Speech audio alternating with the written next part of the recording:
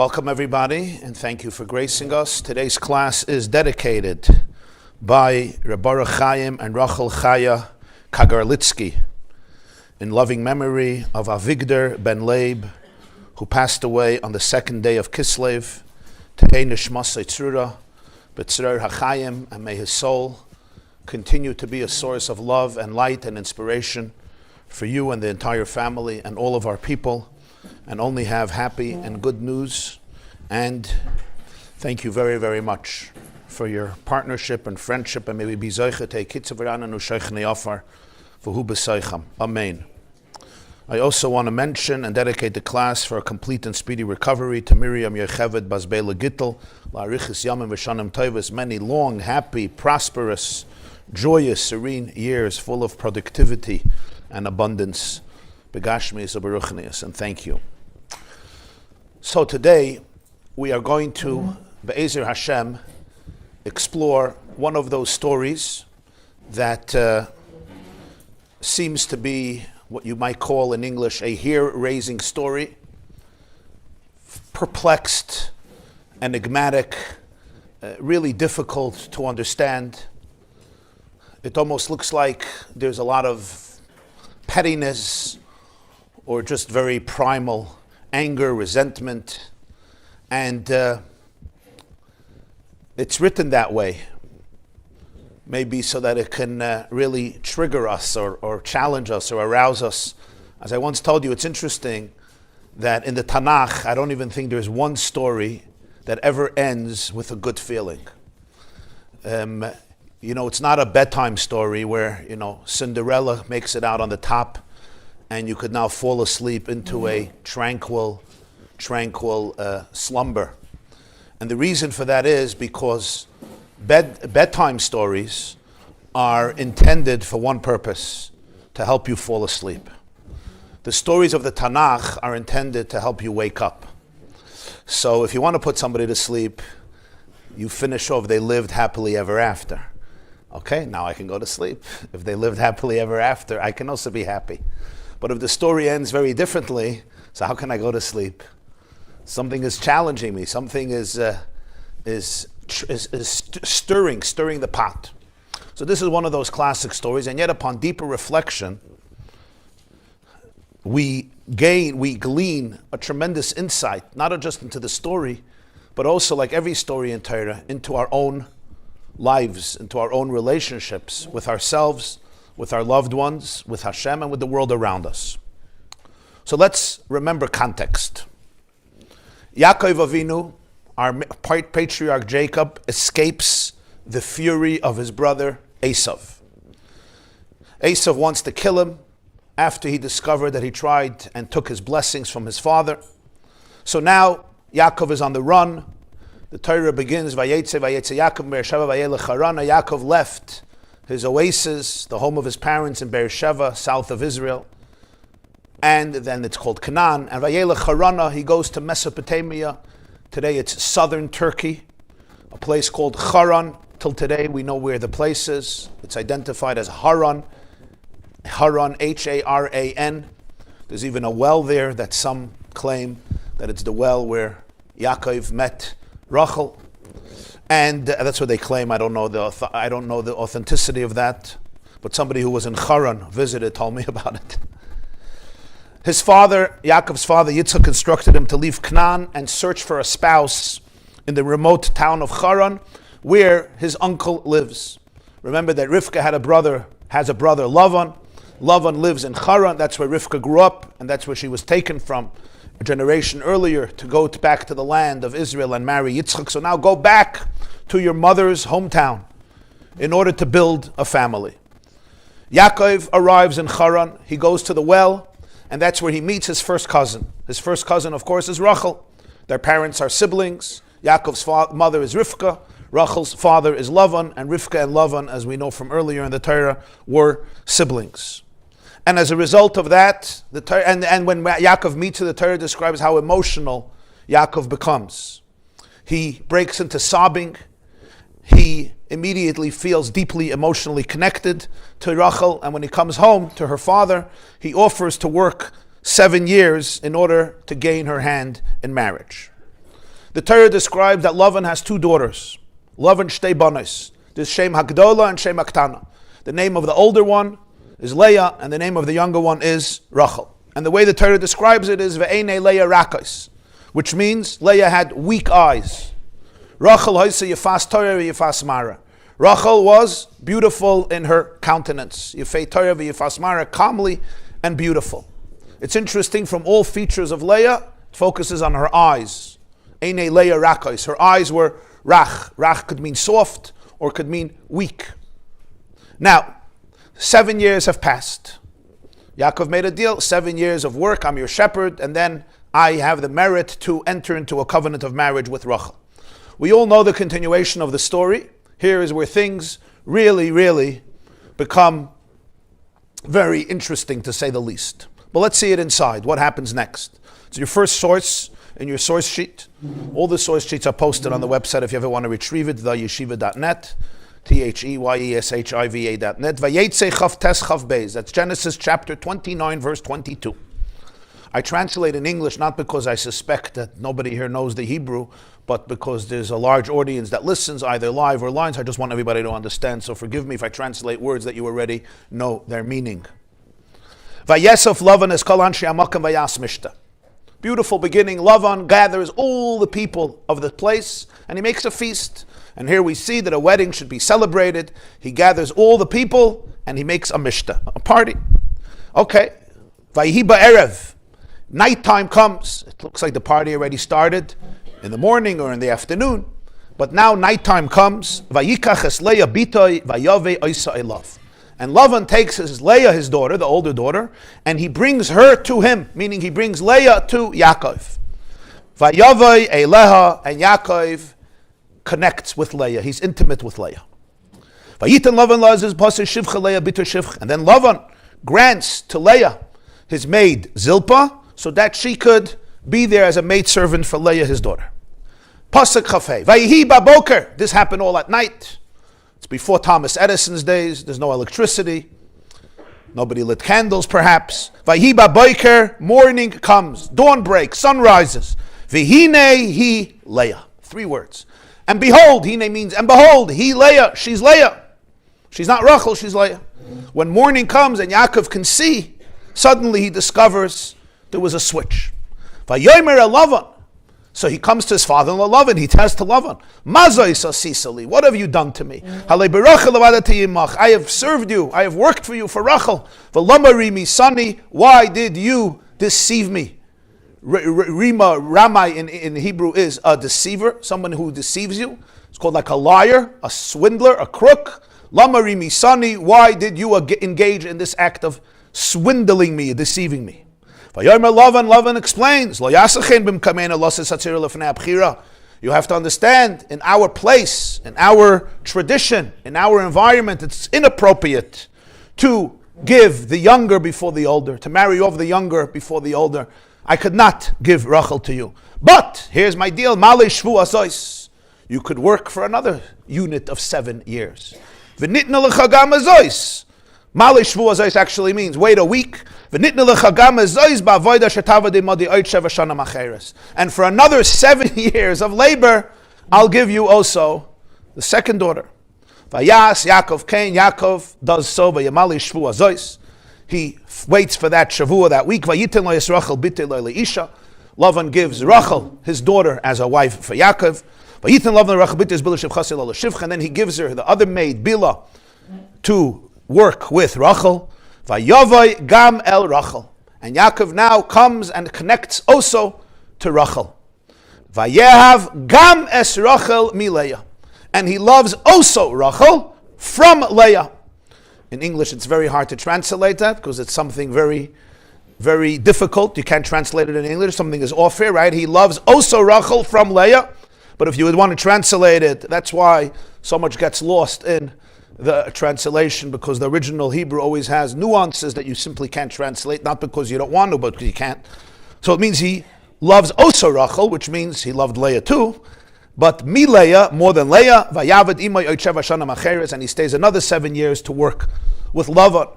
And then we learn about the birth of all the children, Reuven and Shimon and Levi and Yehuda, etc. The story continues. Great. Now, as usually the case in the Torah, many of the details are omitted, forcing us really to use and employ our imagination to fill in the gaps. So I want to focus on one detail. I don't know if you thought about it, but when I read it for many years, I always think about this. If you look in the Pasuk Chaf Hey, the second line in the source sheets, Vayhi ba'boker, v'hinei Leah, right? What happened at that moment? He saw there was Leah. The next scene is Vayomer el Lavan. He went to Lavan. Now, presumably, Lavan wasn't in the tent. Right? This was a new groom and bride. Lavan brought Leah, and he obviously left. So Yaakov had to go to Lavan. So you'll say, yeah, well, the Torah is not going to tell you what address he went and he walked. Yeah, he went to Lavan, obviously. But here's the question. Did anything happen at that moment? Was there a conversation between Yaakov and Leah? We know that there was a conversation with his father-in-law, and ultimately he blamed him. But Leah was the person he discovered. So the Torah doesn't say. It just says, V'hinei Leah. He sees she's Leah, and he said to Lavan. Did he say anything to Leah? That the Torah does not say. Did they ever have a conversation about this? The Torah doesn't tell us. So here, it would seem like, okay, it's just skipping over that vignette. But when we look in the Medrash records an entire conversation that happened between them. And really, this is the function of Medrash, to fill in the gaps. What we're going to see here is, when you're going to read the story in the Medrash, it's like, where did they get this from? Come on, this does not say here. Very often people make this error when they read Medrash or hear Midrashim, and usually if you grew up and you had a good Jewish education in Chumash, your teacher quoted lots of Midrashim, even Rashi himself quotes many Midrashim. It seems like sometimes interesting stories, but where do these stories come from? If you remember, once we discussed the Medrash that when Batya, the daughter of Pharaoh, came to the river, you remember, and her arm suddenly stretches out and extends, 50 feet, 75 feet, and she takes the basket. And I told you that if I was at a beach and my hand would extend 100 feet, I would run for my life. Call Hatzalah, call Misaskim, call Chaverim, call anybody, but I would run for my life. That's pretty spooky, right? The story itself is a beautiful story, but the Medrash comes and tells us this whole story. The truth is that Medrash needs to be understood, and this metaphor I heard from a senior colleague, Rabbi David Foreman from the Five Towns, Aleph Beit, and he once said beautifully, Medrash is like harmony to a song. What harmony is to a song, Medrash is to the text of Tanakh. And that's always the rule. I could sit down at the piano like many of us or our children, da, da, da, you remember? Da, da, da, da, da, da, da, da, da, da, da, da. And then you know your future is not necessarily in Carnegie Hall. You have other beautiful skills. And then somebody else sits down at the piano. Technically, I got the notes right. Da, da, da, da, da. But it was lacking the geschmack, the luster, the flavor, the resonance, as we would call it, from the music. The text is the text. That's the basic. That's the meat and the potato. Da, da, da, da, da, da, da. Or at another time it was da, da, da, da, da, da, da, da, da, da, da, da, dum. I don't know where Yankee Doodle ended up, but da, da, da, da, da, da. And then somebody else gives it its harmony. And it resonates in a different way. It becomes music to the ear, pun intended. The Medrash is not intended to substitute the notes or create a new song. It wants you to hear the full music. So here is a classic example. The Medrash gives this whole conversation that happened. At the surface, it's like, okay, it's an interesting story, but where did you get it from? You'll say it's an oral tradition. Okay, it's an oral tradition. It's part of Torah Shebaal Peh. And yet the text completely omits it. Is there any symbol in it? Is there any hint for it in the text?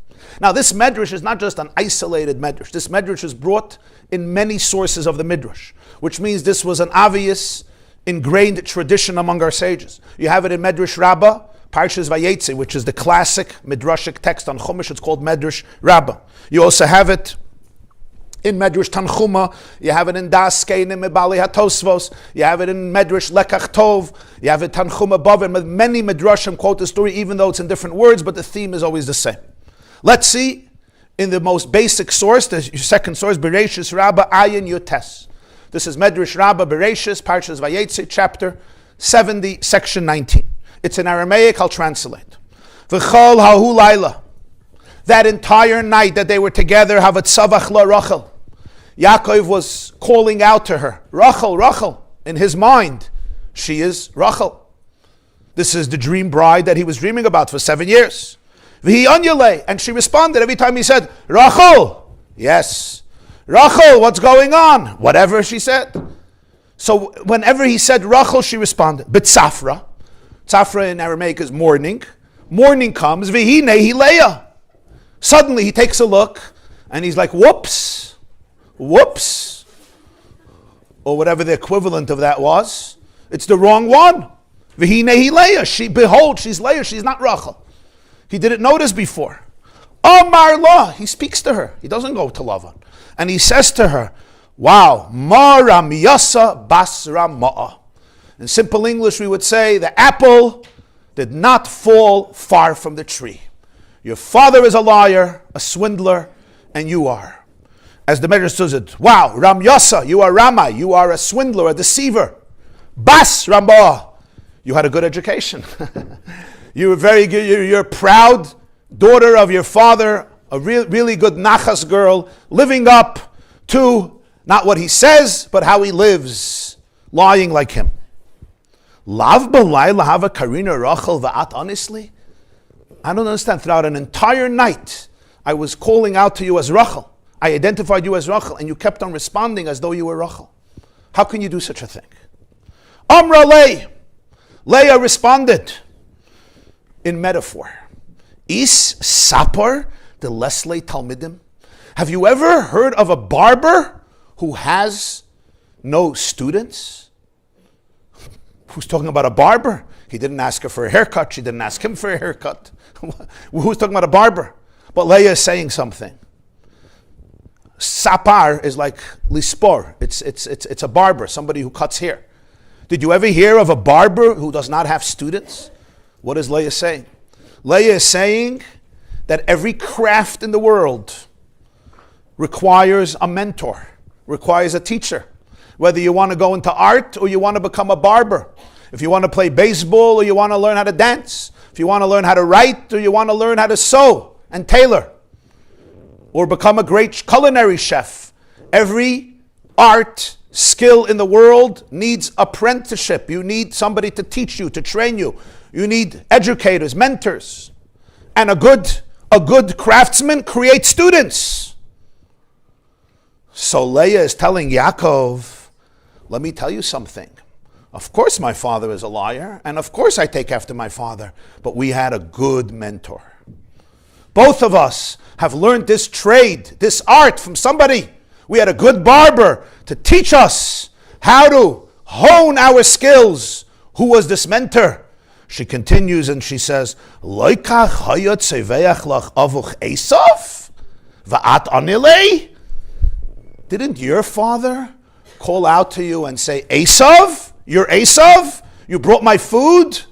And what did you say? Yes, I'm Esav. Whoa, you guys are impressed with Leah, huh? You didn't know she was such a sharp cookie, huh? Yeah, yes. You're like, oh, this is a good Jewish marriage, right? You started up with me? You started up with me? I know what to answer. Everybody's laughing so loud. Wow, okay. Not everybody here understands the humor, but some understand the humor, right? It's like almost Yaakov. If you want to start with these types of remarks, I can give back. I can also give you a snidey remark if you want to talk about lying.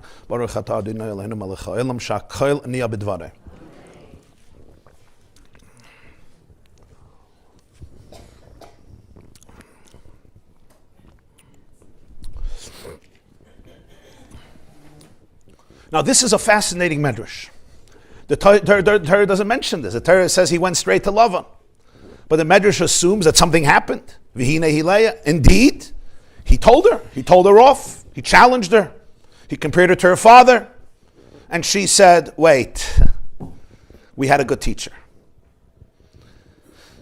Now, on a simple level, you could say, Leah was telling Yaakov something. She was maybe teaching him the rule that what goes around, comes around. And basically, Leah was saying, what just happened to you is a consequence of what happened between you and your father.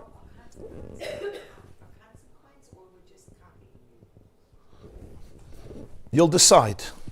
I'm just giving a possible interpretation of this medrash. In other words, Leah was really teaching Yaakov something and saying, look, this is really a continuum of the story that you began. Because if you think about it, it's almost the same story, it's just in reverse. Yitzchak summoned his oldest son to come to his room, to bring him food, to bring him game, and he would bless him before his passing. The oldest son was supposed to come in, and Yitzchak was supposed to connect him and bond. The last moment, what happened? The oldest son's position and blessings were hijacked. They were taken away by who? By the younger one. Yaakov Avinu came, identifies himself as Esav, and gets the blessings. Yes. And there was a parent who was involved. It was Rivka who said, very good. It was Rivka who said, come, bring me 2 goats, I'll prepare the food. She dresses him up in Esav's clothes, she covers him with the skin goats, and she sends him into Yitzchak. Leah says, look what happened here. Just like your father, you were expecting not the older one, you were expecting the younger one. Your father wanted the older one, you wanted the younger one. You wanted Rachel. At the last moment, there was a switch. And who did the switch? My daddy. And just like Yaakov and Rivka were in cahoots, me and my father were in cahoots, exactly. Furthermore, it was the same method. Not just the result was the same. Yitzchak could be deceived because he couldn't see. And why were you deceived? Because you couldn't see. Because it was nighttime. The Torah clearly says it was night, and then in the morning, you saw the truth. Yitzchak didn't see the truth in the morning because he still couldn't see. Yitzchak understood the truth when Esav came with the food. He realized there was a switch. So essentially what Leah is saying to Yaakov is, this is a continuation of the story that you began. That's one level of the medrash. That's what would seem pretty obvious, yes.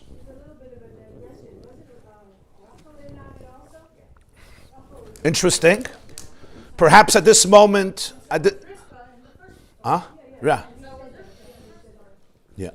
yeah.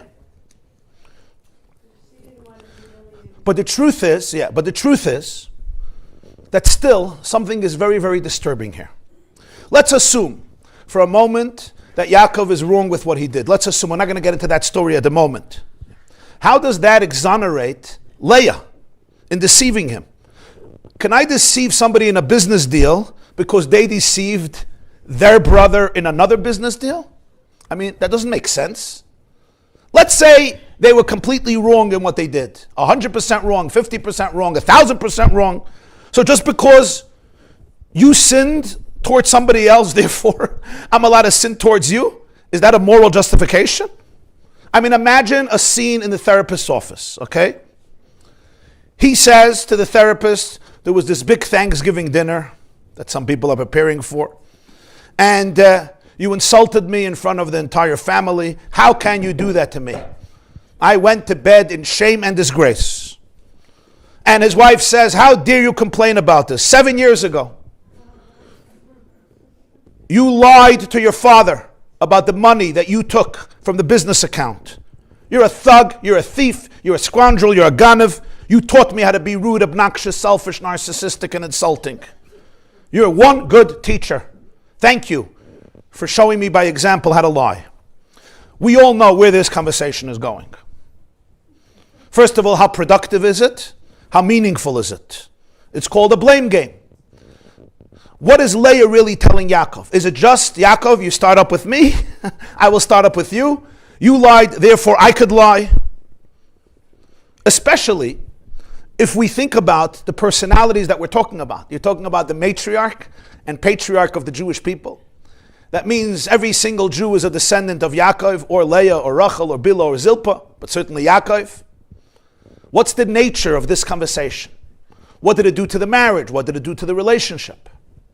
The Medrash says as a result of that, the connection between Yaakov and Leah became tense. It wasn't easy. Now, if Leah was really just criticizing Yaakov, meaning, look into your own heart before you criticize me, if that was the answer, okay, that's a very good conversation perhaps, but how does it justify what she does? So, today we're going to take this one step deeper. And I want to show you with God's grace, first of all, how they saw it all in the text. They saw it as the music, the harmony of the text. And in a very interesting way, you'll see how the sages read Chumash. Furthermore, it's going to show us an underlying subplot in the whole story that it's easy to miss when you read the story, because every story has so many different layers.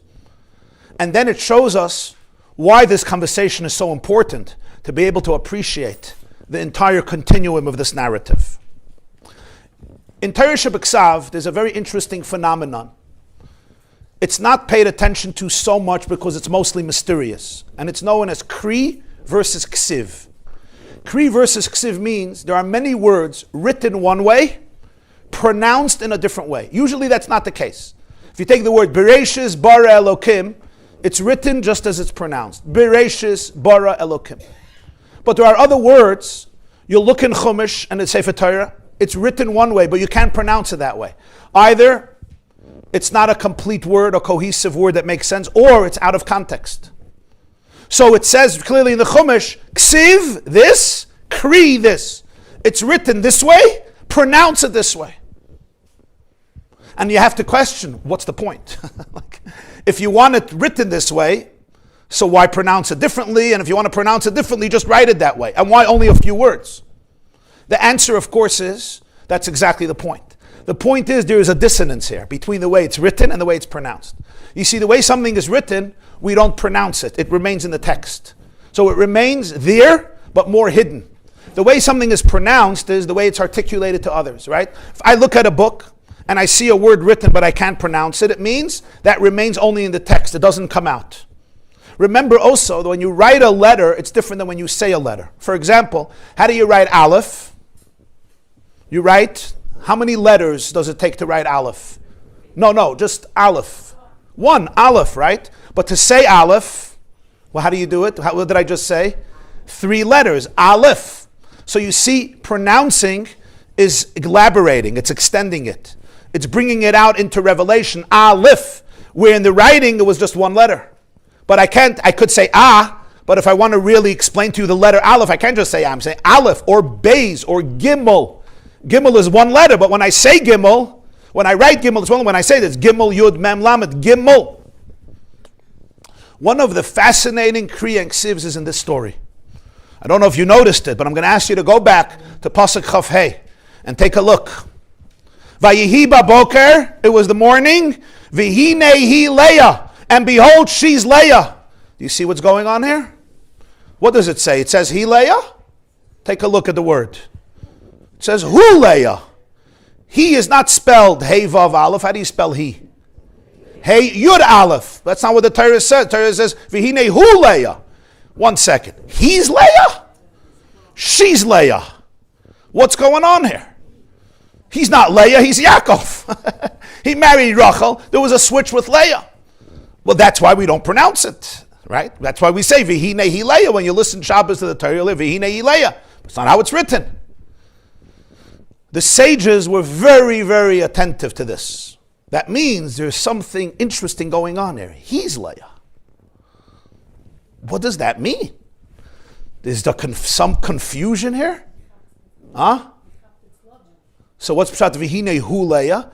Essentially, they understood something was happening here. What was happening? Yaakov discovered that she is Leah, but he also discovered something else. That he's Leah. How did he discover that? Because Leah told him, I am you. I am a mirror for you. You have just been given a gift. I'm holding up a mirror to you.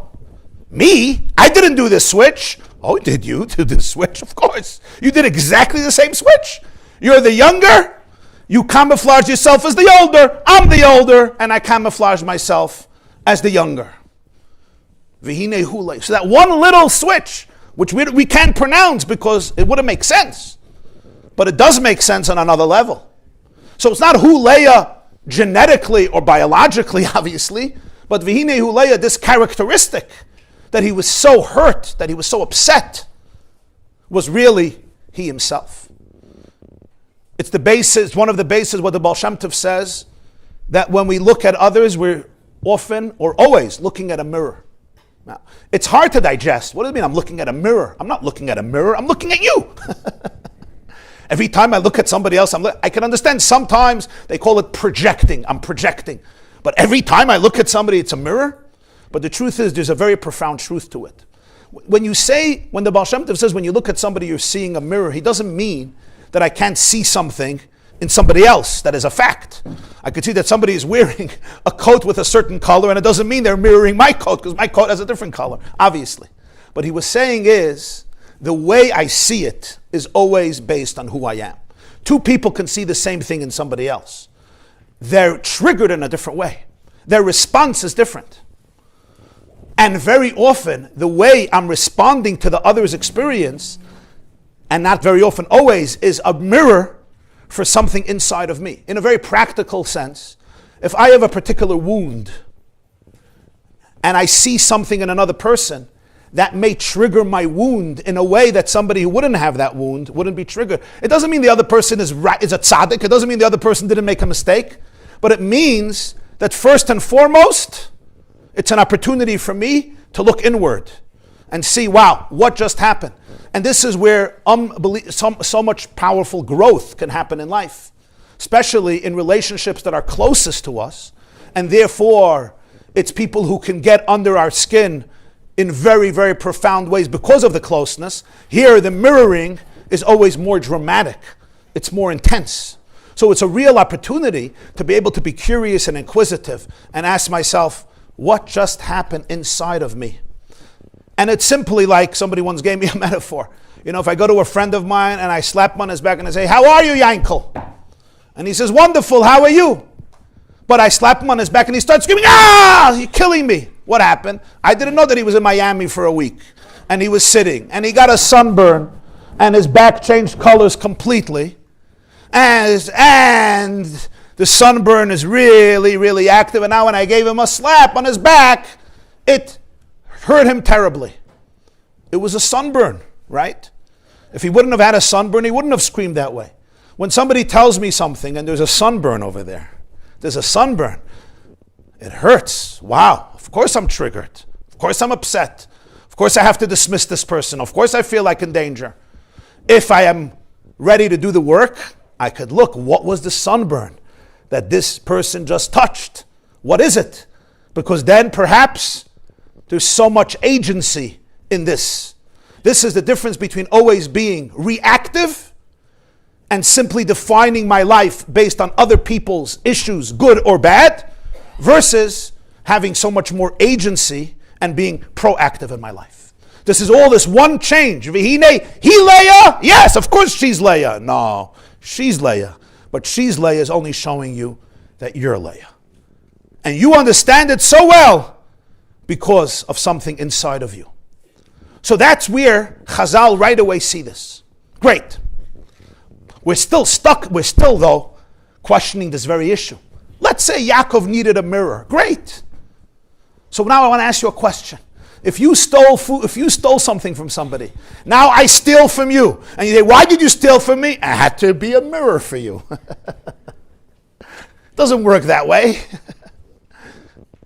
Let God decide how you're going to find out about it. So therefore, I'm going to start copying every criminal so that I can be a mirror for them. That's very immoral.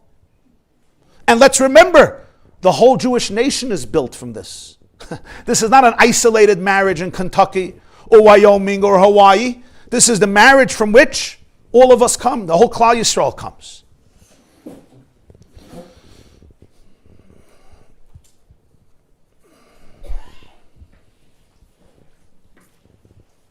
Take a look, please, in your next source sheet. When the Torah introduces us to Rachel and Leah the first time. You remember it describes the eyes of Leah as weak and Rachel's countenance as beautiful.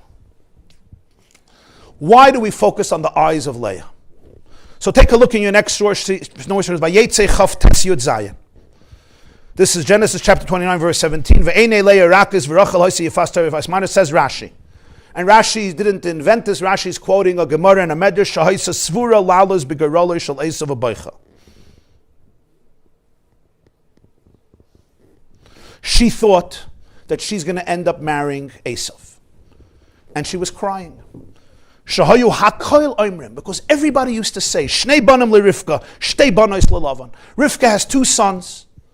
Lavan has 2 daughters. Great shidduch, hagdola legadol, vaktana lekatan. The oldest to the oldest, the youngest to the youngest. Rashi says, Hayu hakol oimrim.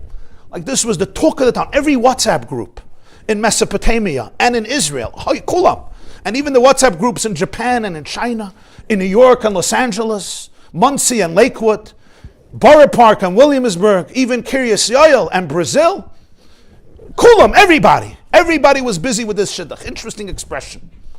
The whole world, everybody was busy with this shidduch. There were no other shidduchim to talk about. So you could say Rashi is just semantics. Kulam means, everybody means everybody in the Ichveis, in the Shtibel, in Evergreen Uptown. Everybody. But it's an interesting expression. And why is everybody's business? Everybody was a shadchaner? I could understand the parents said it. I could understand Lavan saying it, Lavan's wife saying it, Rivka talking about it. Rashi says, Kulam oimrim. Everybody was saying. It makes sense. Lavan, Rivka, they're siblings.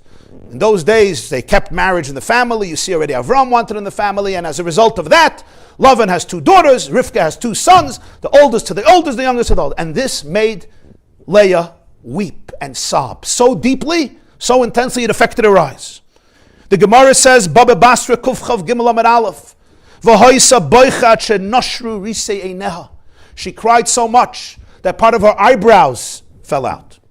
V'hainu diksiv vayar Hashem kisnu Leah. It says later that Hashem saw that Leah was hated, she was loathed.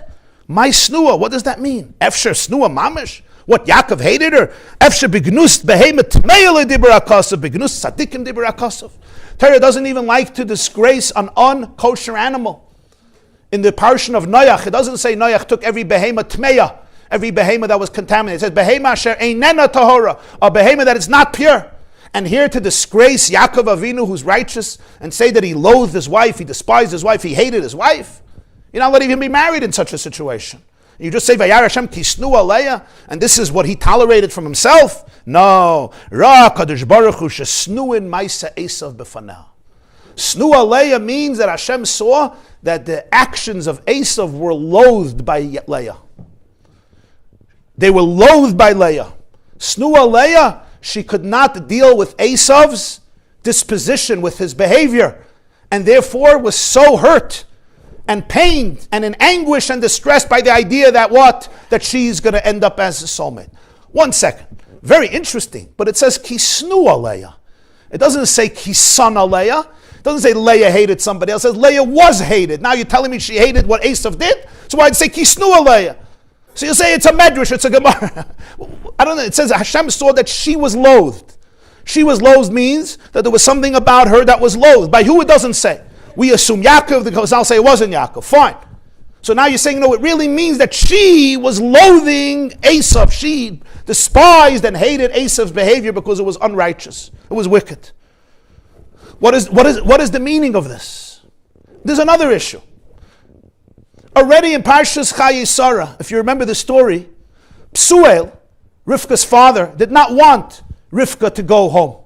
Lavan also said, let her wait a year, 10 months. Don't just take Rivka away. Don't just take Rivka. And Eliezer said, no, I want to bring Rivka to Yitzchak. Please, God wants this shidduch. You see what happened at the well. You see this incredible coincidence. I came to the well, I prayed. And what did they say? What did Lavan say? And her mother, Nikra l'naira v'nisha la espia. This is something you have to ask the girl. She's going to decide who to get married. And Rashi writes, Mikan she'ein mesiyin es ha'isha ela midaita. You can only marry off a daughter, and any person midaita, it has to be consent. And we understand why. A relationship, by definition, is a relationship. It's a connection. If I'm forced into a connection, what type of connection is it? So even this is non-Jews before Matan Torah understood, right? And it's a halach, obviously, till today. It has to be midaita. It has to be from her consent. So what was Leah worried about? They were saying that I'm marrying Esav. They could say whatever they want, all the yachnas, yenta, dvashas. I don't care what they say. Somebody comes into a girl and say, everybody is saying that you're marrying this boy. They could say whatever they want. They could marry him too.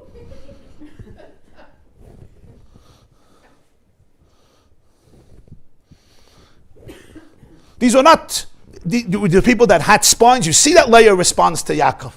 You see that she could protect herself. And generally our matriarchs were very, very powerful people. Rashi says that the Avos were tafel. They were subservient to the imayas, to the matriarchs in Nevi'us and prophecy. So people are saying that you're going to marry Esav. They have to ask me.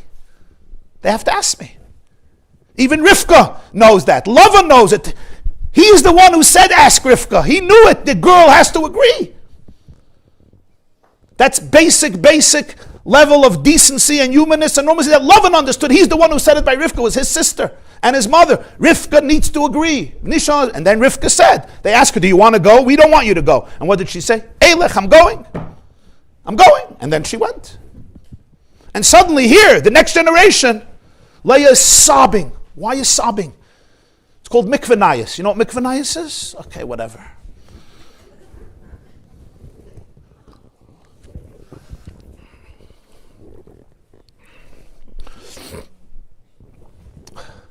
The truth is that there's a deeper story here. When Rashi says everybody was saying, it means not that every person in the world was saying. It means that there was a truth. When you say everybody is saying, it's a way of saying there was a truth that was inherent in the universe that was saying it. Right? There was an energy, and Leah knew that energy. It wasn't that somebody decided to make a shidduch and I couldn't care less what they say. I have to decide. Rather, kulam oimrim means this was something. People were picking up on something. Right? Sometimes there's an energy, people are picking up on it. There's a vibe, you can detect it. That's what she was experiencing. Still, I'm the master of my destiny. So let's go to the next source. For this we have to go back. And here we continue part of the theme of what we began last week. What happened when Rivka was pregnant with Yaakov and Esav?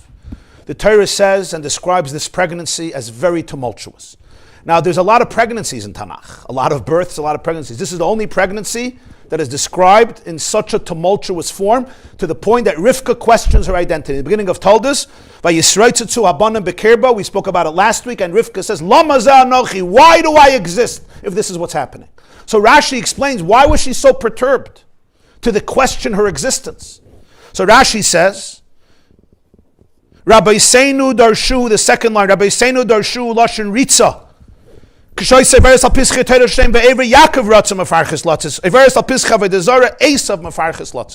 There was a crisis that she was feeling, an existential moral crisis. When she passes a center or an entrance to Torah of Shem and Aver were the monotheistic sages that created yeshivas dedicated to serving Hashem. Yaakov is kicking. He has this desire to leave the womb. But when she passes Pischei Avodah Zarah, entrances to go into ashrams or monasteries or centers of idolatry, of pagan worship, of behavior that was immoral and promiscuous, human sacrifice, or whatever they were doing in these pagan places of idolatry, this child is kicking. Of course, later she finds out it's twins. Esav is kicking. So Vayisroitzetzu, this is really bothering Rivka. Lama za anochi. To the point that she questions herself so deeply. Why am I? But now we have a huge question. Who decides what you do in the womb? Who? Tell me. I don't know if anybody here remembers that time. Right? But do you think you had a lot of agency in the womb to decide what to do, where to go, how to react? Of course not. Barely now we have agency. We try to teach ourselves how to have choices. And that's even many, many years after we came out of the womb. In the womb, my responses are completely genetic. Based on what was given to me, however you want to describe it. Essentially, I'm manifesting my mom's genes, my dad's genes, my mom's moods, my mom's experiences. You don't blame a fetus for what happens in the womb. So 1 second, this seems very unfair. We call Esav Harasha. Rashi says already from the womb, he came out. Already you see they were kicking in the womb. Why is he called Harasha? That's not fair. That's classic predeterminism. This kid was already, his nature, his proclivity to idolatry was not something he chose. Even if you do it at 3 years old, there's no choice. There's a reason bar mitzvah is 13, bas mitzvah is 12. Till then it's considered child's play. You don't even have any responsibility then. In the womb, you're not even conscious of it. Who knows what they did in the womb? I don't remember what I did in the womb. I mean, they have certain therapies and journeys where people could sometimes go back to those places and they're pretty intense stuff. No question. A lot happens in the womb. Maybe most of life, or at least a lot of life, is a continuum of what happens in the womb, especially during birth. It's a complex sugya. But certainly there's no blame game here. There's no agency here. So why do we even call Esav the wicked? And then Yaakov is called the tzaddik. He's the tzaddik. He's the rasha. Nobody had choice. Their fate seemed predetermined from the womb. I understand if Esav grew up a fine bachadol, and then he was 19 years old, and he said, bye-bye, okay, you're attributing it to him. And even then you have to know exactly what the factors were, but fine. We want people to feel that they have agency. There's a concept you said called bechira, etc. But the poor kid gravitated to paganism from the very start of his formation in his mom's womb. How could you blame him for his genes? That seems cruel. That seems so unfair. The answer to this is vital and fundamental to an entire understanding of Yiddishkeit, to understand what Judaism. And to show you how far it reaches, I want you to take a look in the next source. Heichel HaBracha Parshas told us. Heichel HaBracha is a fascinating commentary on Chumash by the Rebbe of Kamarna. He was one of the great Kabbalists and Hasidic masters of his generation. And this is what he writes. So you could see here the nature of what we're learning. Harasha Hazeh.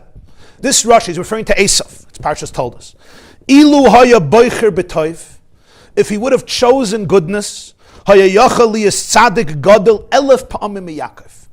He would have been a tzaddik 1,000 times greater than Yaakov. It's very dramatic. 1,000 times, not 100 times, 1,000 times. Ki Yaakov hisig b'hasagas Moshe. Because Yaakov managed to comprehend the consciousness. Yaakov vibrated with the consciousness of Moshe. V'hu, but Esav, im hayaroitza livche b'toiva yachalalis l'madregas Mashiach. But if Esav would have chosen goodness, his consciousness would have expanded to the consciousness of Mashiach, which is known as Yechida da Atzilus. The level of Yechida, which is the 5th level of the soul. There's 5 levels: Nefesh, Ruach, Neshama, Chaya, Yechida of the world of Atzilus. Beside Admoini im Yefei Einayim. Who is called Admoini im Yefei Einayim in Tanakh? David. David, of course, is known as David Malka Mashiach, the progenitor of Mashiach. David Melech Yisrael Chai V'Kayam. Who else is called Admoini in Tanakh? Only one more person, Esav. Esav is Admoini, and David is Admoini. And when Shaul sees David is Admoini, he gets worried, but the pasuk has Im Yefei Einayim, with beautiful eyes. Interesting. Einei Leah Rakos. Leah's eyes we focus on. Now David's eyes. By Esav it doesn't say Yefei Einayim. So the Kamarna says that was the difference.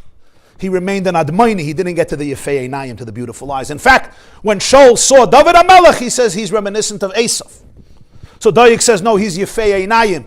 Chazal say, Zeh hoirig midas Sanhedrin, v'zeh hoirig loy midas Sanhedrin. David is a warrior just like Esav, he's also a man of the field. But he always seeks to do, he tries to do midas Sanhedrin, which means what Torah says, not like Esav. What's the Heichel HaBracha telling us? Well, 1 second, you told me that from the womb, he was already gravitating to idolatry. That's what Mashiach looks like? Heaven forbid. Mirav Senigri, this is so strange. This is so enigmatic.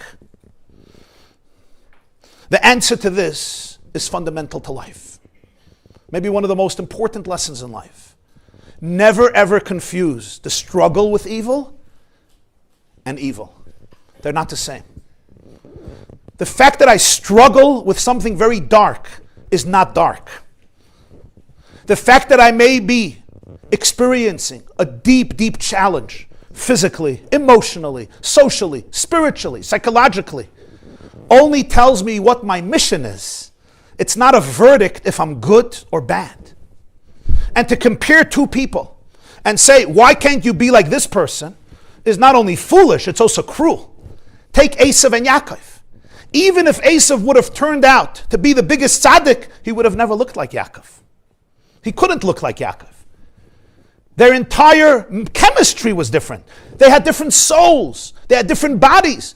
Even if Esav would have turned out to be the holiest person, which is what Yitzchak wanted, and that's why he wanted to bless him, he wanted to bring out his strengths, he would have never looked like Yaakov. We make the mistake of thinking he would have never looked like, he couldn't look like Yaakov. You have sometimes two siblings in a family, and one of the foolish things is to start comparing them. One person is brilliant in music, one person is brilliant in math, or other types of thought. Why can't you be like him? Because I'm not. Right? Reb Zusha Vanipoli famously said, when I come to heaven, they're not going to say, why weren't you like Avram Avinu? Because I'm going to have a very good answer. Guess what? I ain't Avram Avinu. He didn't say it that way. Why weren't you like Moshe? Because I'm not Moshe. So that I'm not worried about all these questions. They're foolish questions. The only question I'm thinking about is, why weren't you Zusha? Why wasn't Reb Zusha Zusha? Oh, that's a question. Why weren't you authentic to you, not to anybody else? Everybody has a different vocation, a different destiny, a different soul. People in the same family, even twins, even identical twins, who are fighting over the same nutrients and the same placenta of mother Rivka. But it's a different journey. So he says if Esav would have perfected himself, he would have been higher than Yaakov, but not Yaakov. So one of the great mistakes a person could make is the fact that I'm struggling with something almost teaches me that I'm bad. I'm being penalized, I'm being punished, I'm a bad person. If I wouldn't be bad, I wouldn't have to deal with this. No. On the contrary. Like we learn here, Esav's struggle was his path to greatness. So the fact that from the womb he was struggling towards idolatry, that was God's choice. That wasn't his choice. Everybody needs to know. People are chosen by Hashem to struggle with different things, and nobody understands why, how it plays out, where it plays out. Is it nature? Is it nurture? Is it usually a combination of both? Is it genes from my parents? Is it epigenetic, meaning from many generations? Is it I'm carrying something in my soul that is very, very intense? But one thing is sure, it's not a punishment. It's a vista to your greatness. This is confronting these challenges is the way that I unlock the safe where my soul's light is stored. You'll say, why can't I just open the safe without these challenges? That's a good question. I don't have an answer to that question. But all of the story of life is that every person is given a choice to be able to confront all of the darkness that exists in their life, knowing that deep, deep inside there is an indestructible, divine, infinite, limitless, joyous, serene, and blissful core. But to get to that core, I often need to dig and excavate and move away the debris and the sand and the gravel, like Yitzchak, to find the Be'er Mayim Chayim. The story of Yitzchak and told us is that he dug well after well after well after well. What's the idea? The water is there and it's amazing water, but it's covered over by dirt. It's covered over by stones, rocks, and I need to shovel and dig and excavate it. And everybody needs to understand, therefore, that it's a different mission. And the mission that one person has, you could never ever compare to a different person. Some souls are destined to travel on a much more smooth terrain. And some souls are given an ATV. You ever went on those mountains? It's a different terrain. It's a different journey. They struggle with different demons, skeletons, tribulations, ups and downs. Everybody struggles, but nobody knows what degree. Some of us struggle with mental illness. deep, deep emotional challenges, stories of the past that haunt us. Sometimes people had to deal with abuse or Holocaust insanity that they went through or their parents went through. This is something one needs to be very humble. When we look at somebody, it's very easy for me to say, what's wrong with you? What's wrong with you? Come on, take your pills and get out of bed. Learn from me. I was up 3 a.m, you lazy couch potato. Why do you think you need money to take you to every therapist in the world? Because I'm up 3 a.m. working hard. What's schlafstub is 4 o'clock with your stupid devices? Whew. Breathe. Breathe. There's pain. You're in pain. Right, that's pain. But there's also a mirror here. That's what Leah, what do you see? Because a much deeper question is not what's wrong with you, but actually what happened to you. And how can I help you see that and with empathy and compassion find your strength and resilience. And that's a very, very subtle difference, not only in semantics, but in my regulated presence and demeanor and how safe you could feel with me. So from personality disorder to different traumas, to different challenges, it could be from depression to other deep, deep emotions that we deal with, including in our marriages, with our own children, with ourselves, with our upbringing, everybody in a different way. Our path to truth is never identical. It's never identical. There's no such a thing. Nobody could be on the same path. We can hold hands. We can look at each other's path. Sometimes I can join you on your hike. You can join me on my hike. But essentially, your soul is a vibration of Hashem's light that is uniquely yours. Even as I speak to you, you know what an interesting thing is? We're not going to do it because it's going to take a few hours. But if we would pause this class and everybody here would be interviewed and asked what they heard me say the last 5 minutes, do you know that no 2 people will say the same thing? I've done it. I know after classes people give me feedback. They send me emails. They share with me. They text, whatever it is. It's like, wow, I never said it. I never thought of it. I never dreamt of it. I used to sometimes get a little annoyed, but now, no, of course. Nobody ever hears what anybody else says. And I don't mean it in a disrespectful way, even if you're trying to. I don't mean you're not listening, you're not interested, like some conversations between couples. It's like, this one wants to end, I'm just waiting for you to finish so I can show you that you're wrong, right? You know those conversations. I'm saying from a much deeper place. All I can give you is words. It's your soul that understands anything. And your soul is going to understand it based on your soul's wisdom, based on what the cosmic intelligence and love of Hashem is channeling through your soul. All I can do is give words and letters and construct them and hear. But letters themselves are lifeless, right? It's like stones of a home. You could build a home, but somebody has to live into the home. So now it's letters, and what do you see through those letters? It's all based on your wisdom, your emotions, your experience. Now I know sometimes I may say a fact, and everybody will hear the same fact. But those are like just facts. When we're talking about the internal landscape of a human being, people experience it so differently. And as a result of that, we need to understand that generally there's 2 very different types of missions. If so, Yaakov and Esav are not about a tzaddik and a rasha from the womb. No. They basically had 2 different souls. Most of us are a hybrid of both. But when you say they had very different souls, it means that lechatchila, initially from their creation, Hashem chose them to be completely in different paths. Yaakov ishtam yoshev eholim. He's wholesome. He's a channel for divine energy. It's who he is. It's his chemistry. It's his makeup. Esav, he would have to conquer. He was a hunter. He was out in the field. It's not just physically, it's also emotionally. He needed to be able to conquer. He needed to be able to dig deeper. He needed to be able to confront his darkness, because once you learn that your inner darkness is not an invitation to despair and immorality, it's an invitation to transformation and growth, everything changes. In life, we need both. We need role models for both. We have souls who emulate the Yaakov paradigm. We have souls who are inspired by the Esav paradigm. Never to give up on your inner light. I heard a clip from Rabbi Moshe Weinberger on YY.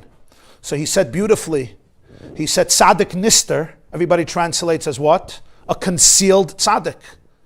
But there's another meaning to the word nistar, right? One of the malachos, one of the 39 labors of Shabbos is bona, building, and what's the opposite? Soser, listor, to demolish, right? Stira is a contradiction that undermines the paradigm. So tzaddik nistar is a tzaddik who gets nistar, who gets destroyed, soser. There's two models. There's a model in which I discover something and I embrace it. And then there is, I have something and then I get challenged. And it gets destroyed, it gets demolished. And in that experience of demolition, emotional demolition, I come and I see a gut job. You know, sometimes you come to a property, around here we have a lot of that, and you just see a gut job. And like, what is this? It's a churban. No, it's a tzaddik nister.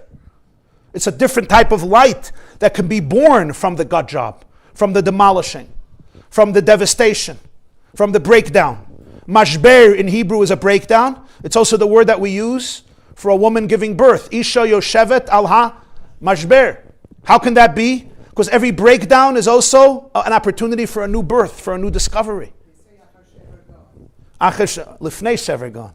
The puzzle lifnei shever. That's talking about a rasha. Lifnei shever gone. There's an exaltedness, the pride that comes before. That's talking about Haman and others. So the idea here is, in every person's life, there are things that are broken, very difficult. Esav really needs to confront these dark thoughts, these dark stuff. It's not easy. But the Heichel HaBracha tells us, and that's what Yitzchak understood, if he can look that in the eyes, but with compassion, but with conviction, and with unwavering strength, work through it, he comes to deep, deep heights that are unprecedented. That's the B'china of Mashiach. That's the Admaini of David HaMelech, im yefei einayim, with beautiful eyes. So the redness, which represents, so to speak, blood, there's a lot of aggression there, there's a lot of intensity there. It's painful. But deep inside, I could find my light, my innocence from that space. And it's such a powerful message for all of us because people look at their lives. And this one is dealing with rage. And this one is dealing with depression. This one is dealing with laziness. This one is dealing with disassociation and shutdown. And this one can deal with criticism. And this one is disassociating and feels emotionally dead. And this one becomes completely aggressive and confrontational. I can't be in a relationship. And this one needs to go into narcissism. And this one into borderline. And it's hard, it's really hard, because when when those forces get triggered, my natural instinctive reaction is just to go back into my old rut, to respond the same way. Right? And it takes that deep courage, I told you what Viktor Frankl said, between stimuli and reaction.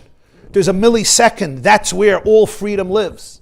Right? That millisecond. Of course I was stimulated. Of course I want to confront, I want to run, I want to attack whatever it is. Verbally I want to shut down, I want to gaslight, I want to drift away, I want to stonewall. I get it. Everything is coming up. All the scary stuff are coming up. Can I pause? And really look at it, almost like a child tantruming. Literally like a child tantruming. And then lean into a deeper place. And ask myself if this reaction is going to really reflect my deepest, authentic convictions and love. And if not, maybe I can choose a different response. Now, all those demons will say, no, we're here to protect you. Go down this route. Essentially, this is what Yitzchak so craved to show Esav. Yitzchak saw Esav in ways that he couldn't see himself. And the blessings and the intimacy and the love that he had to him was trying to show Esav what he saw in Esav. Because the only way anybody could see themselves is to have at least one person in their life to see them. In order to be able to see other people, you have to be able to see yourself. I don't know if there was one person in history who saw somebody else if they did not see themselves. You cannot see somebody else by forcing yourself to see them. Because that's not called seeing them. That's a transactional relationship. I can only see somebody else from a very deep, regulated place. From a very deep place of trust and regulation. It's like the maternal gaze or the paternal gaze, but here I'm talking about the maternal gaze. There's a regulation there, a menuchas hanefesh, an inner serenity and tranquility where you just see it. You see it in its core, and then the person with God's grace can see it in them. That's what Yitzchak was constantly trying to do with Esav. The tragedy of Esav was not his struggle in the womb. That was his greatness. That was his opportunity. I once shared maybe with you a letter I once saw. This is 1986. And I was in somebody's house, actually I went for a lecture somewhere in the States, pretty far, and it was somebody's house, and I saw the letter over there. It was not public at the time. This was 1986, and there was a bacher, a yeshiva boy, I don't know, yeshiva boy, not a yeshiva boy, was a bacher, and he wrote a letter to the Lubavitcher Rebbe that he's struggling with homosexuality. Then this was not spoken a lot about. This is 1986, so it was very, very rarely spoken about. And I don't know his letter, but I saw the response. It was a long response, like a 2 or 3 page letter. Very, very compassionate, but really in-depth response to him. And I saw it then. I was pretty shocked to see it. And he wrote there, interestingly, a lot about neuroplasticity. That they're now discovering, this was just the beginning of the time, that in neuroplasticity they're going to learn that when people define themselves a certain way, it's a very, very narrow perspective. With neuroplasticity, you could see what's going on in the brain. There's so much development that's possible. And then he wrote some other things, but there was one line over there, one paragraph, that really touched me in an amazing way. He says, you ask me, why did God do this to me? I did not choose this struggle. I want to be like my friends. Why did God do this to me? So he writes to him, I'm not saying it verbatim, just the concept. He says, I don't know, because nobody knows the journey that Hashem puts every person on. I just want to share with you one point that it says in Sfarim that could be helpful, perhaps, if it resonates. And the point the Rebbe made to this young man was as follows. Sometimes a person has within themselves a light that can heal the world, that can have a tremendous positive impact. But they don't know about that light. And the system, the way we live is, we're not given free lunch here. It's called Nahama de Chisufa. We don't get bread of shame, which is just everything is free. Every person works to create their life, to find their light. What happens if you have an incredible light, but you don't know about it? How are you supposed to find it? It can't be given to you because then it's not yours. You don't own it. What somebody gives to me is not mine. It's not even internalized. So you need to find it, but how are you going to find this incredible light? It's so deep. And those are the obstacles that people have in their lives. Those challenges are the training ground. That when you work through these stuff, you are forced to build a deeper relationship with yourself. You need to find yourself in a deeper way. You can't just go back into your comfort zone. Some of you know this very well. Those of us who had to, or have to, or do struggle with serious stuff. Everybody struggles, but there's also levels.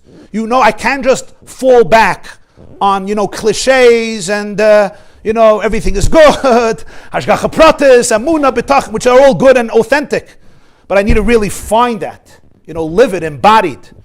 And it's in that work that you're going to do as you deal with this, as you deal to overcome this and find your inner intimate power, that on the way you're going to stumble on your light.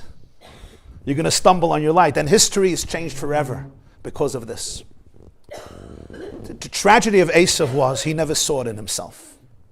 He saw his darkness as a destiny rather than an opportunity.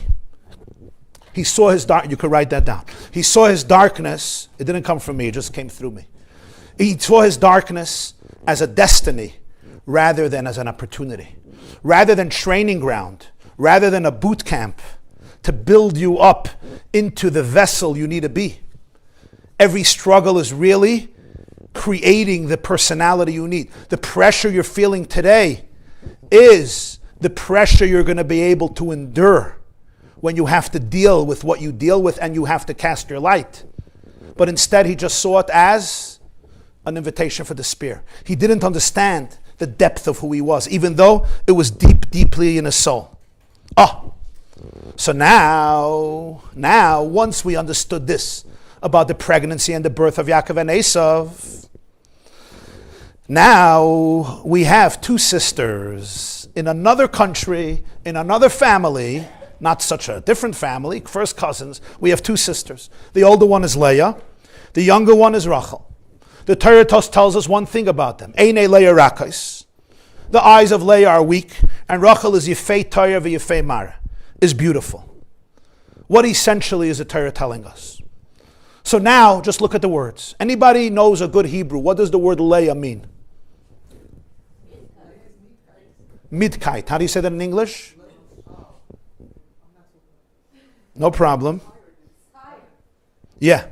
Leah means one who is exhausted, one who is weary, one who is oizgemuchet, one who is, that's English, one who is oizgemuchet is just better than everything, right? Oizgemuchet. Mid is probably German. Midkeit is exhaustion. Now, who names a girl the one who is exhausted? Wow. What did the therapist think about that? What's your name? Leah. Wow. Well, your mother was exhausted 24/7? Probably. And that's what she decided to immortalize in my name. The one who's exhausted, the one who makes me exhausted, the one who makes everybody exhausted. What does the word Rachel mean in Hebrew? Rachel. Rachel. What's Rachel? A U. E-W-E. A U. E-W-E, which is sheep, the sheep family. Ki Rachel lefnei gozezeha ne'elamar. Rechelim are sheep. Interesting name. Interesting name. The one who's exhausted, the sheep. Wow. They had imagination at that time. Yeah, we hear Rachel, Leah, Rachel, Leah. We're talking about the first Rachel and Leah. There was a lot of thought that went into it. So you're a sheep and you're exhausted. Interesting.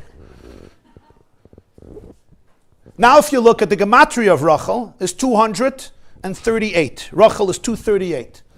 The Ramemi Fano, one of the great Kabbalists, Rabbeinu Menachem Azaria Fano in Italy, 17th century, he writes, the gematria of 238 is almost in the beginning of Torah.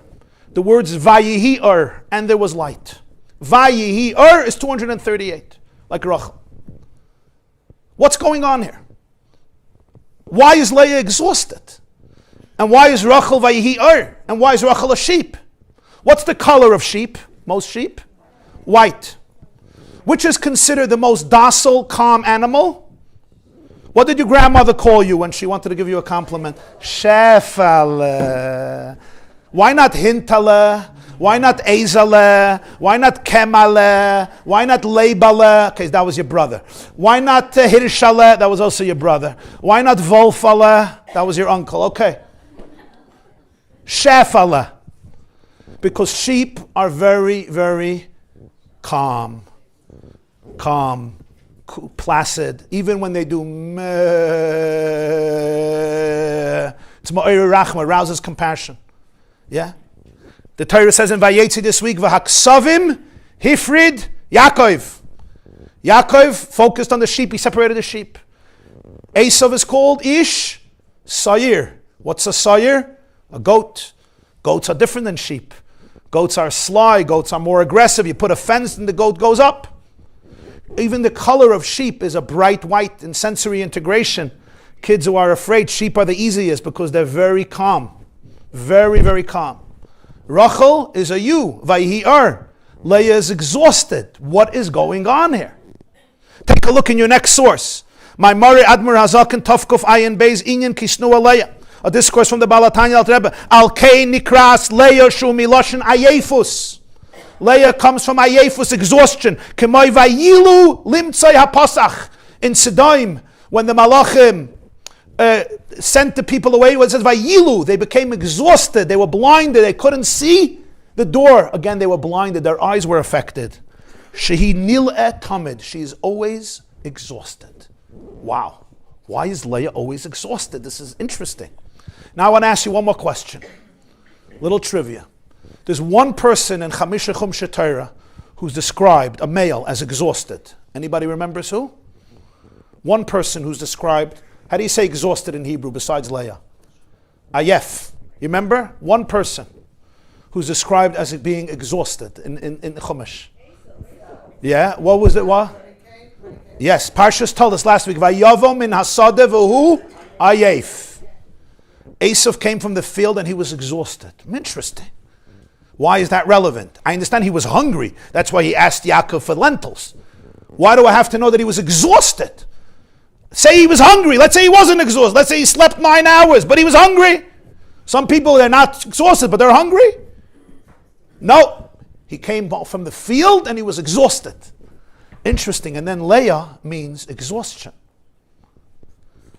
But this is where we start realizing what's going on. You see, Leah, the Zohar says, is Alma de Iskasya. She's the subconscious. Rachel is Alma de Zgalia. She's the conscious. Leah represents the characteristics inside of us that are more complicated, disturbing, complex. There's parts in every one of us. What do they call it? The good, the bad, the ugly. There's parts in each and every one of us that are just bright. It's what you write on the resume when you want a job, right? You don't write, I'm exhausted, I have crazy insecurities, you don't want to see my relationship with my mother. That's not what you put on your resume. It's not what your boss wants to know. Your boss wants to know you're responsible, you know how to run a team, you're efficient, you know how to deal with pressure, you have it together, you're on time, you're a balabusta. Huh? Multitasking, of course. You're also empathetic, you're kind, you're normal. That's a big one. I don't write on my resume, I have streaks of insanity in me. There's parts of me that want to run away from the universe. Sometimes I wake up and say, Lama za anoichi. So that's in your resume. But the Torah is not a resume. The Torah is truth. There's parts in us that make us exhausted. Think about your children. There's the child who never made you exhausted because that child was up 7 a.m, dressed herself, dressed himself, 8 o'clock. They left the house. They made breakfast for themselves. They always had snacks from the night before. They did their homework. Shine. Invite me to the chasana. Where do you find it? By your neighbor. Yeah. By your neighbor. And then there's a child who kept you exhausted. And you already knew it in pregnancy. You know that. You already knew it wasn't pashut. This child makes you exhausted. Why? Not because he's superficial. Usually there's a lot of depth there. But there's something that has to be worked out. Sometimes it comes out later in more dramatic ways. It's not easy to deal with Leah. Not in yourself, not in others. It's those parts in your life. Think about it. If I would ask you, if there's 3 stories in your life that you could press, Control, Alt, Delete. If God gave you the opportunity, here, my dear Shefala, pun intended, take any story in your life, 3 of them, could press Control, Alt, Delete, they never happened. What would they be? Think about it. You don't have to say it loud. Think about it. Control, Alt, Delete. Because these are the things that make us uncomfortable. These are the things that challenge us. They are the things that may have affected our personality in unbelievable ways. These are the things that created dysfunction or created deep, deep fear, panic, insecurity, created an inner critic, an inner sniper, created cobwebs and cages and splintered maybe parts of me to the unconscious. Of course, these are exhausting. Not only that, some of us, I would say, much of our life, we are busy with, this is deep, avoiding facing that which exhausts us. And that's exhausting.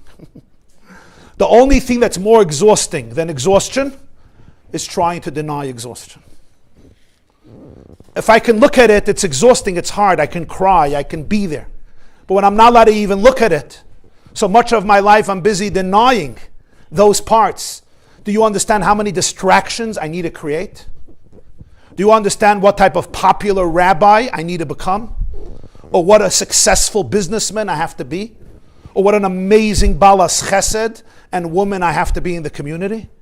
Do you understand the pressure I have if I don't give that shiur on top of the world, that's on top of the world? If I don't make that success, you know what's going to happen.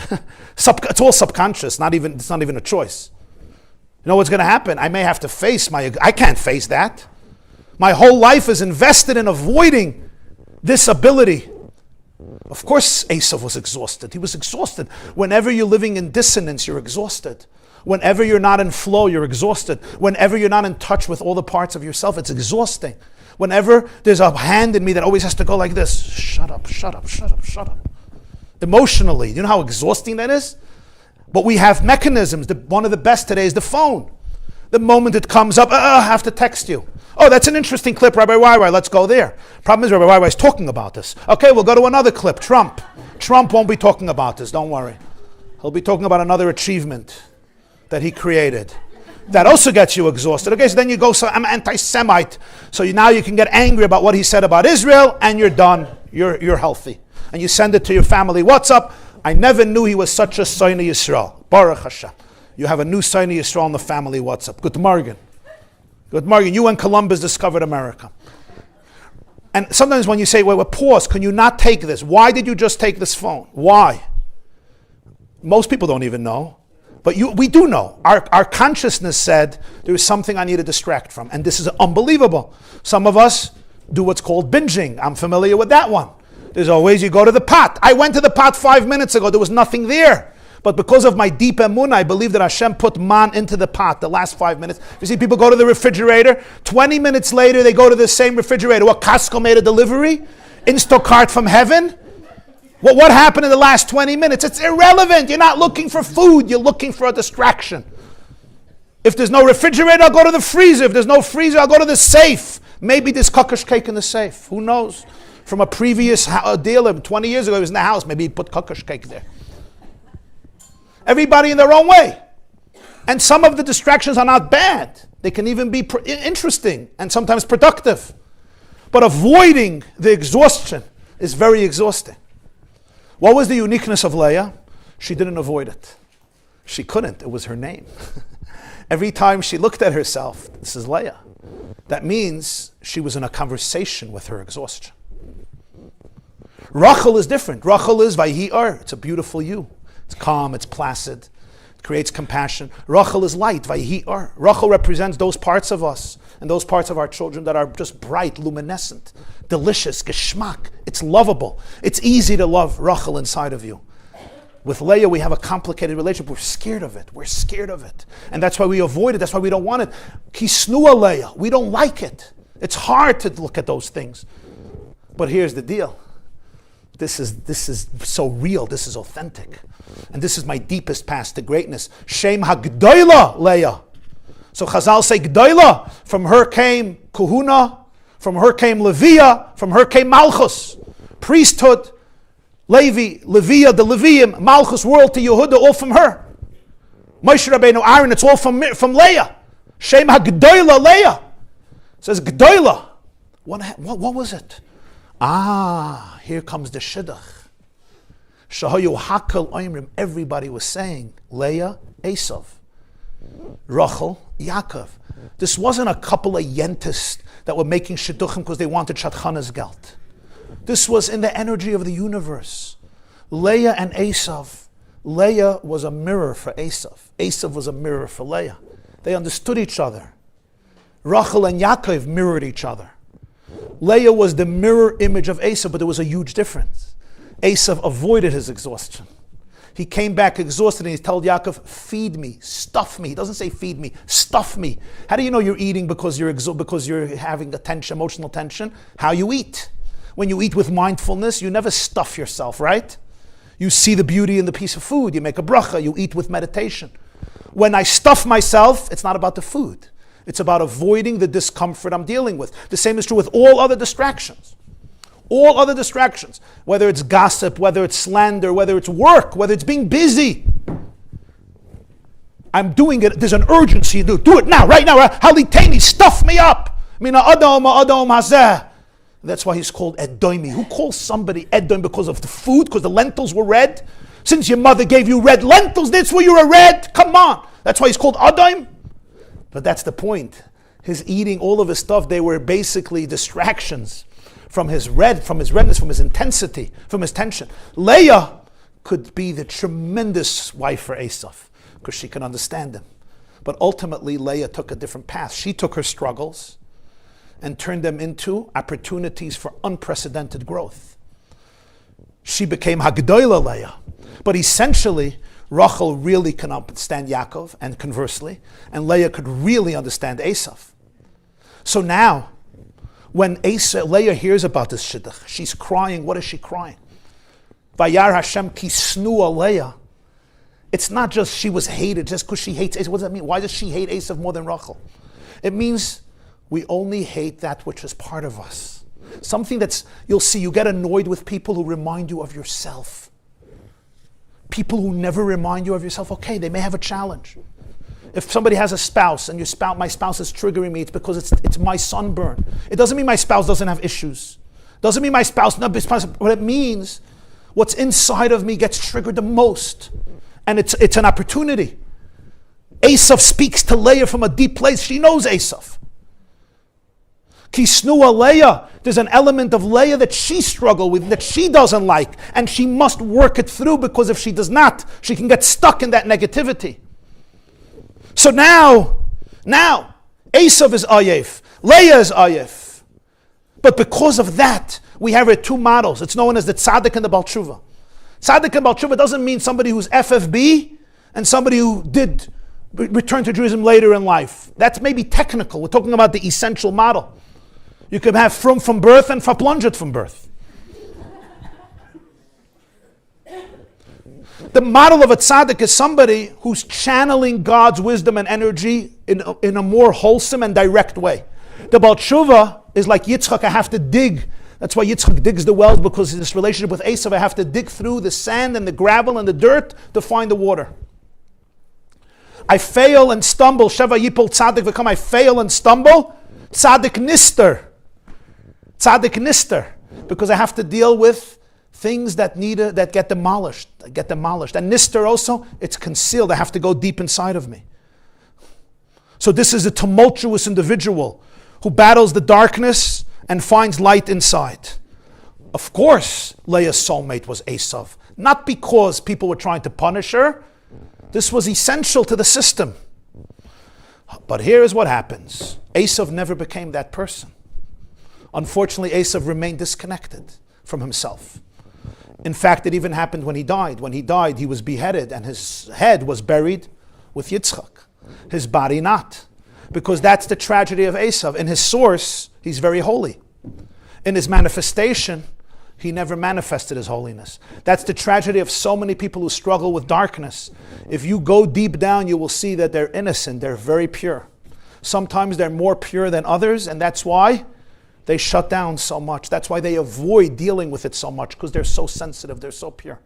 Sometimes I see, you talk to somebody and there's such a stone wall, because they know that if they let you go in, they're going to sob for years, so they don't go there. Some of you know in your own relationships, people who have built so many heavy walls because they're sensitive. And they know once you penetrate that wall, oh my God, it's going to be very difficult. You think the Niagara Falls has a lot of water flowing? Wait till you penetrate his wall. Oh my God. The tears are going to flow for who knows how long. So we avoid it. It's much easier. It's not really easier. It's torturous. It's exhausting.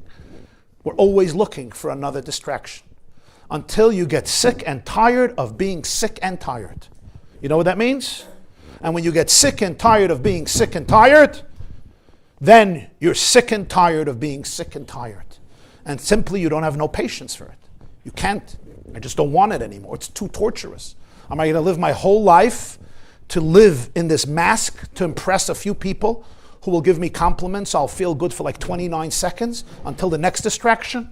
Or will I finally go into flow? And even when I go into flow, there's always training for the next level. And the next level, you peel one layer, and then there's another layer. And then 1 second, I worked so hard. You worked hard, amazing. But you still didn't find your full light. God is not punishing you. He sent you to Normandy because you're going to defeat Hitler. The soldiers that went to Normandy weren't punished. They were skilled. They were amazing. They liberated Europe from Adolf Hitler. Yamach Shemai. Everybody liberates the world through the challenges that they face. It's an incredible gift. But I need to be able to face it with compassion and take care of myself in the process. So now what happens is, Rivka understands that Esav is not going to be doing his job as a partner to Yaakov. Yaakov representing the tzaddikim, Esav representing the Baalei Tshuva. So Rivka calls in Yaakov and says, Yaakov, you're going to have to do both. One day, Esav will join. One day, there will be complete unity in the world. But till that day, you need to also put on Esav's clothes and identify with Esav's struggles and become a model and a patriarch for every single type of soul. The struggling souls and the whole souls, the tzaddikim and the Baalei Tshuva. Esav is not there yet. You need to carry two mantles, the mantle of Yaakov, the mantle of the tzaddik, and the mantle of the Baal Tshuva. You need to be a father for both types of Jews. You need to be a father for both types of children. The Jew who's pure originally, and the Jew who struggles with skeletons. So you need to dress up in the clothes of Esav. You need to tell your father, Anoichi Esav b'chayrecha. I am Esav. You need to find within yourself the soul of Esav, the personality of Esav. Like when actors put on a uniform to be able to feel that identity. You need to be able to relate to Esav's struggle as a role model, as a father for that type of Jew. But you know what happens at that moment? The moment Yaakov puts on Esav's garments, and he goes into Yitzchak, and he takes Esav's blessings, and he says, Anoichi Esav b'chayrecha. You know what happens at that moment? Who becomes Yaakov's shidduch? Who now becomes Yaakov's soulmate? Leah. At that moment that Yaakov assumes the identity of Esav, he now acquires a new soulmate, and that is Leah. So now he comes to Haran. He's working for Rachel. Rachel is his dream. Rachel is his spouse. Rachel is the person that relates to him most. Yaakov and Rachel, that's, what do they call the two peas in the pod? They always said, Yaakov, Rachel, Yaakov, Rachel. Rachel is Vayetzei. Rachel is the ewe. Rachel is the sheep. Yaakov is Ish Tam, Yoshev Halim. A sheep is Tam. There's a wholesomeness to it. It's not sly and shrewd and crude. Yoshev Halim sits in the tents. It's not a hunting animal. It's not a predator. It's keves. It's very, very docile. There's a submissiveness there. There's an easygoingness there. Vayetzei. It's light. It's light. It's beautiful. It's beautiful. It's that tzaddik. It's that child, you know?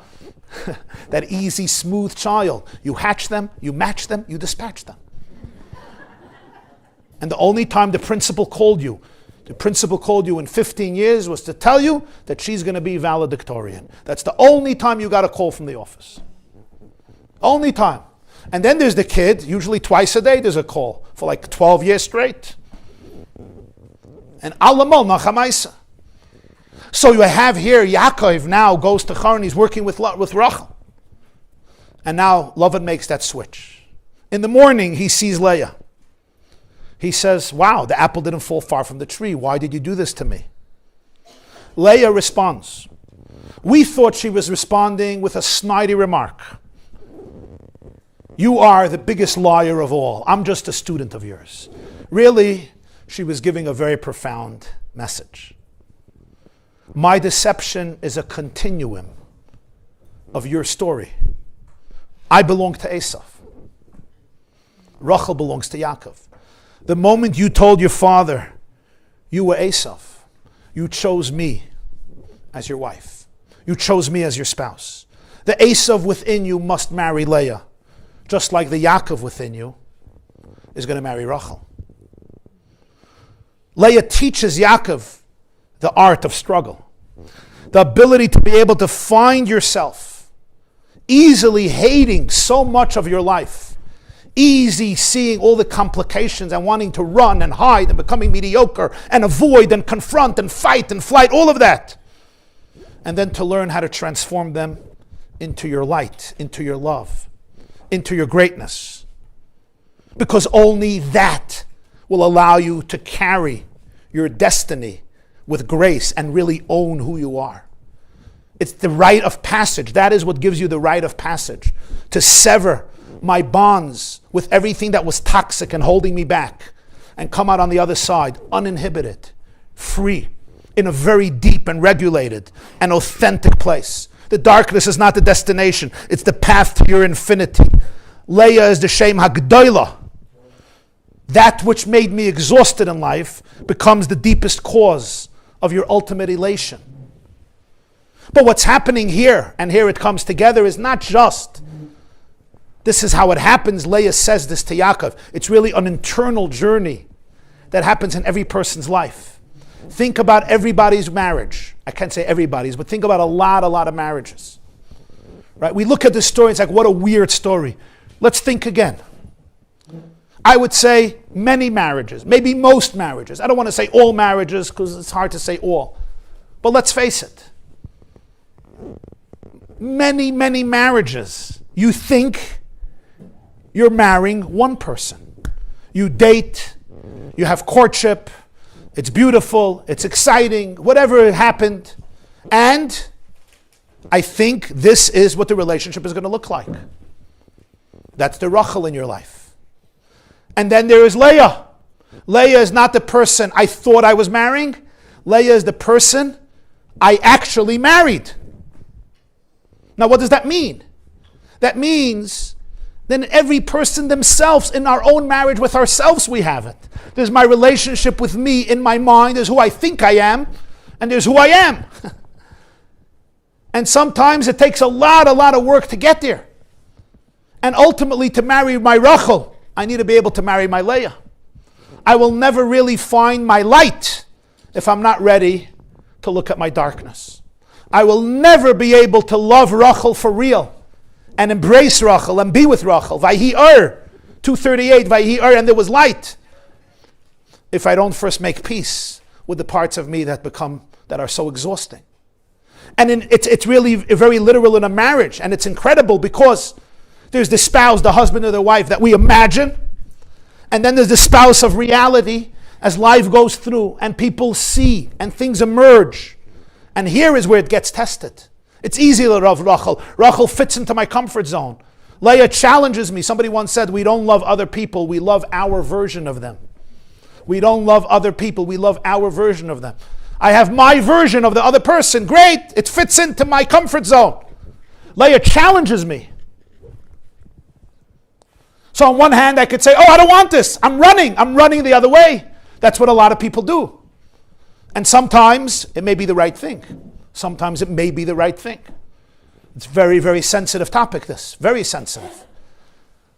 What can also happen, and this is an incredible moment when it happens, is when both a husband and a wife could say, wow, can we talk about that?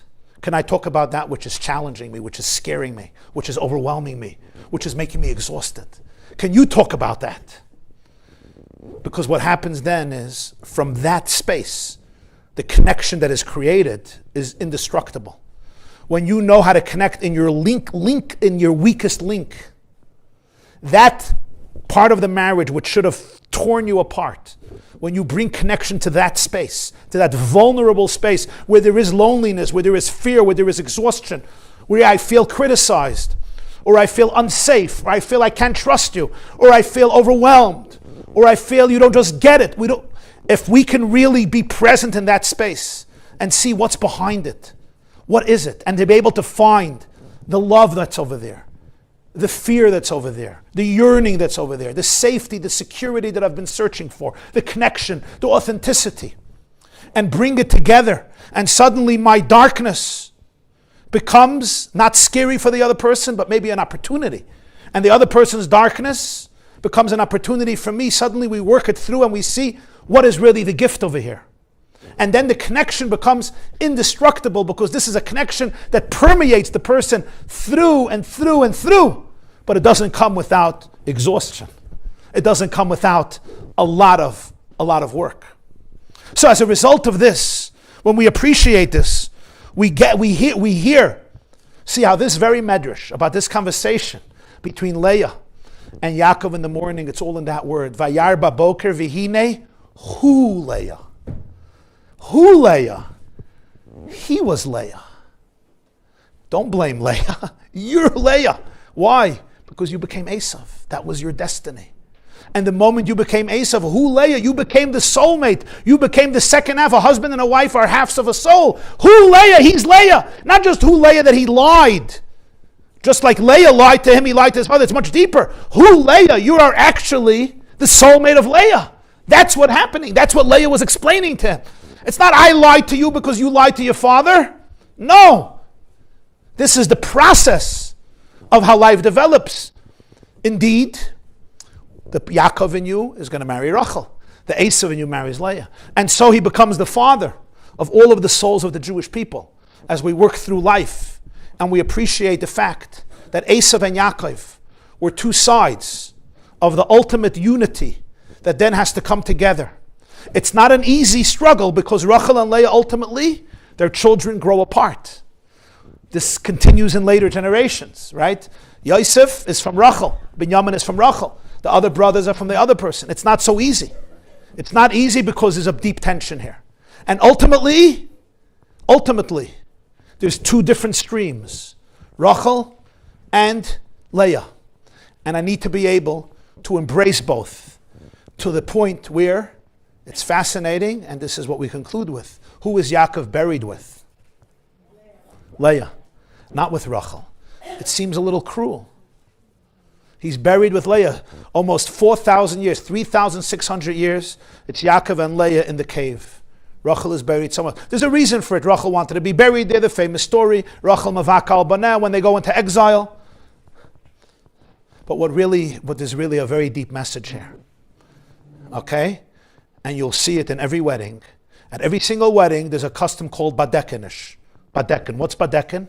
We veil the bride. Why do we veil the bride? One of the reasons is because Leah was veiled. So Yaakov didn't see her. If there wouldn't have been a veiling, Yaakov would say, "Oops, it's Leah." He had to wait till the morning. So we veil the bride. 1 second. Does that make sense? Shouldn't we unveil the bride at every wedding so we don't go through this disaster again? You know, under the chuppah, when he puts the ring on her finger, right? Many of you remember. He didn't see the kala didn't see him. She was veiled, and in some circles it's a really thick veil. What's pshat? I don't understand. He should take off the veil and make sure, not somebody else. I understand before, but not during. So what's pshat? It's funny, no? Look at him. Look at her. What, are you trying to replicate it? But this is really the core of the story. The core of the story is what Yaakov learns is that it was the Leah elements of his spouse that were really meant for him to be able to become the person he was supposed to become. And ultimately in life, Rachel passed away early. He lived most of his years with Leah. Ultimately, in other words, emotionally, the two sisters become one. It turns out that the Leah elements of one's husband or one's wife, if they're ready to do the work, they're not always ready to do the work, but if they're ready to do the work, it comes out that was meant for me to become the person I was supposed to become. And that was meant for Leah to become the person she's supposed to become. And therefore the badekin, when we took the badekin, you know what we're really saying? We're saying something very deep. And that is, I'm not only ready to marry the parts of you that I see now. I'm ready to marry the parts of you that I can't see now.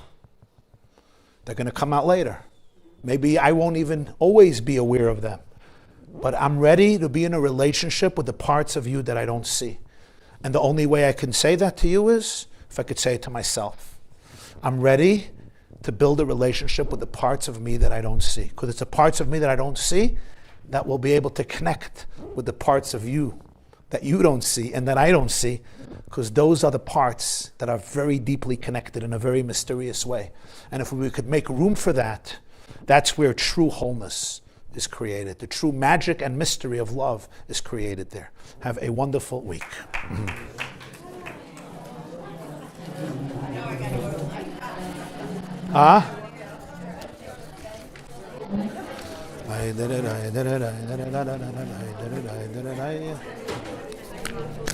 Thank you for coming. Thank you.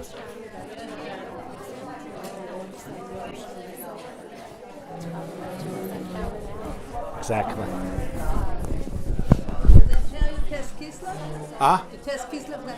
Yeah, yeah. Very good. Yeah.